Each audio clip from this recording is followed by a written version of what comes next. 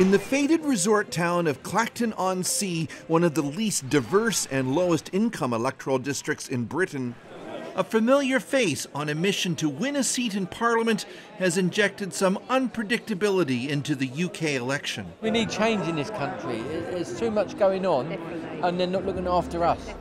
Nigel Farage says he expects the Labour Party will win this general election. He says his ambition is to become what he calls the real opposition and eventually replace the Conservative Party. Best known as Britain's biggest Brexiteer, he's back with a new party and a new goal. Good evening, Clacton!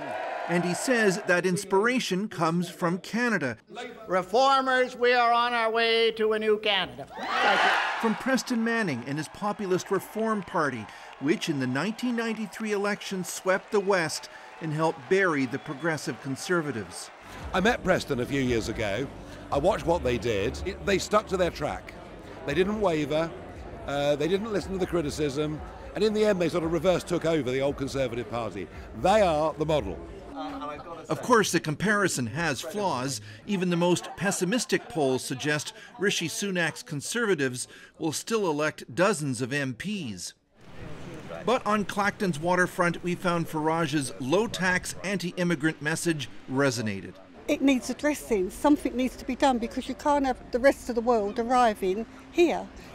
Farage has also tapped into a more youthful crowd by amassing almost 750,000 followers on social media. You've sent me a few of his videos, and I agree with a lot of the things that he says. After 14 years of Conservative rule, the Labour Party under Keir Starmer says it's time for a change. Nigel Farage is hoping those on Britain's political right decide they need a change too. Chris Brown, CBC News in Clacton-on-Sea.